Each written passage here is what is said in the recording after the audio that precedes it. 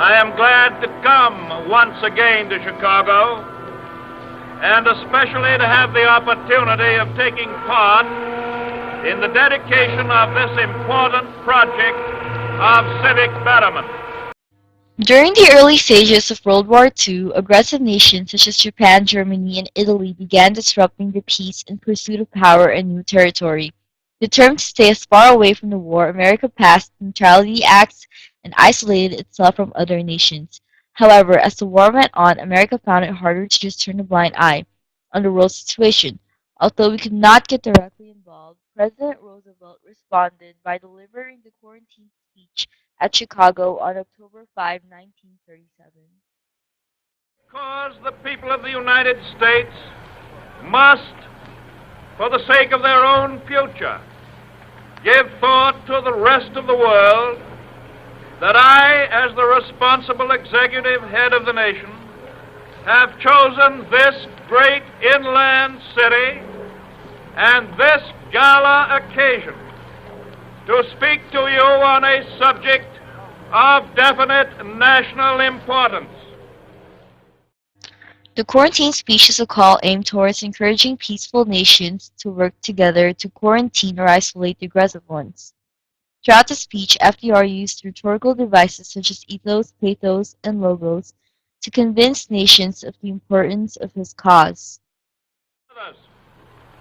Innocent peoples, innocent nations are being cruelly sacrificed to a greed for power and supremacy which is devoid of all sense of justice and humane consideration.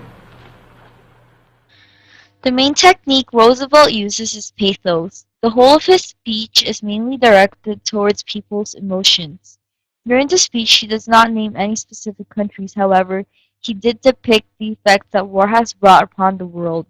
This shows how FDR aimed towards people's morals, and by doing so, he convinces them that working together to put a stop to these aggressive nations is a cause worth fighting for.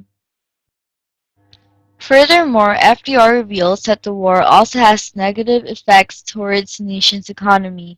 By using logos, he explains how threatened nations spend 30 to 50% of their money towards buying armaments due to fear and need to protect themselves against aggressive nations. He also used juxtaposition when he compared these nations to the US, stating that we, on the other hand, only spend 11 to 12%. It seems to be unfortunately true that the epidemic of world lawlessness is spreading. And mark this well, when an epidemic of physical disease starts to spread, the community approves and joins in a quarantine of the patients in order to protect the health of the community against the spread of the disease. FDR used connotation to associate world lawlessness to being like an epidemic.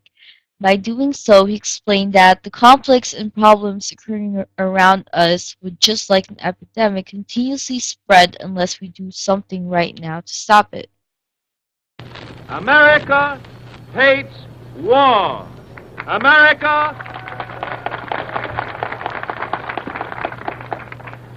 America hopes for peace. Therefore, America actively engages in the search for peace. And finally, FDR used parallelism by continuously repeating the word America. The significance of this quote is that it states America's determination to preserve peace amongst nations. FDR exhibited a very confident and optimistic tone throughout the speech. He appealed to people's emotions by allowing them to realize how serious this war has become. Yet, he also managed to remind other nations that although these things are happening right now, if people would stand together and actually do something to stop the violence, then there is hope for our world's future.